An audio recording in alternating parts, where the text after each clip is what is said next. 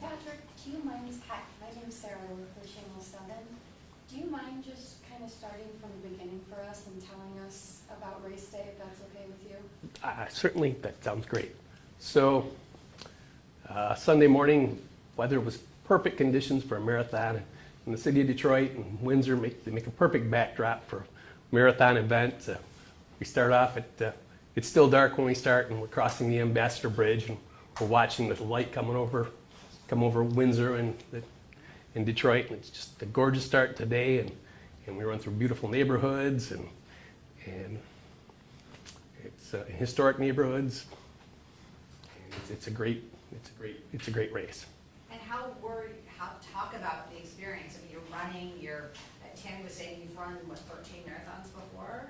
Is that right? This was my 13th, yes. Okay, But, so you're an experienced runner. So talk about like the feelings and how you were doing with your time.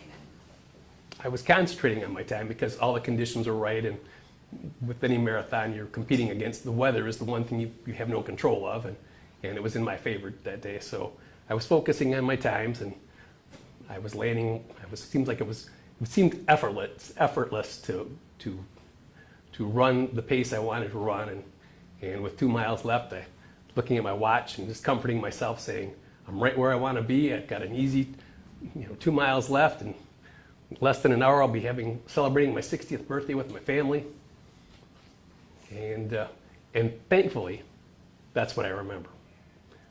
Everything that happened beyond that point is a complete mystery. The next thing I remember, I was laying on my back, opening my eyes and looking at the ceiling on the 5th floor of the DMC. So my memories are great. I saw beautiful. So I had the easiest of all the parties involved. My role was the absolute easiest. All I had to do was just run. I didn't have to know anything special. How does it feel to be still right here with us because of all these people right next to you? So yeah, that's where I was going to get to that. Thank you. Sorry. That's all right. So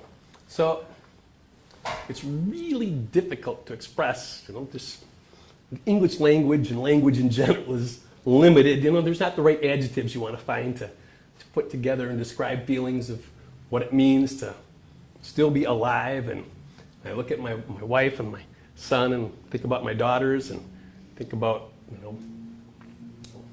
my experience was a tiny, tiny bit traumatic. Their experience would be infinitely more so, and so it's just, to say it was an amazing feeling, that I'm, infinitely grateful, just doesn't seem like it even scratches the surface of what I really want to convey. And talk about what you had done. You had 2 stents put in, and you named them. Yes, I have a pair of new stents. I did get to see an ultrasound of my 2 new additions. They are Windsor and Ambassador, but don't tell them I don't know which is which. They look pretty similar to me. How are you feeling?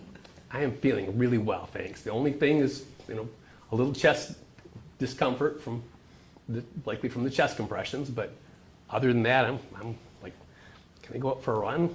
I want to move.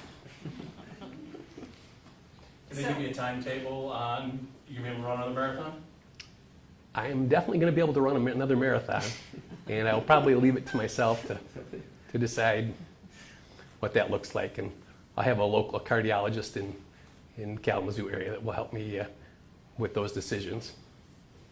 But yes, I plan to be back, and it was not my last marathon. What a way to bring in your 60th year. Yes, exactly. Not many people get stents for their birthday. And they got some medications too, so. Well, thank you for sharing your story with us. We're glad you're okay. Unfortunately, we have to report on so many bad situations. It's good to see this had a good outcome. Yeah, thanks. I'm really grateful to DMC for putting this together and allowing me to share this opportunity. And I also want to thank, I wanted to start with a little broader sweep on my thank yous. First of all, the city of Detroit. Thank you. Thank you to the Free Press Marathon. It's an amazing event, and I run with literally hundreds of runners in Kalamazoo, and all of them, it's among their favorites. And if you just follow social media, you know that this is a super popular destination, as Erin was pointing out, that a representation from every state in 40 countries. So it's been a long time coming since that medal was supposed to be on your neck. How does it feel now that that's on there? Yeah, 72 hours to earn a medal. So my previous PR, it took me over 5 hours to earn one medal. This one breaks the record by another 67 hours. So Thank you so much. Thank you so much. thank you.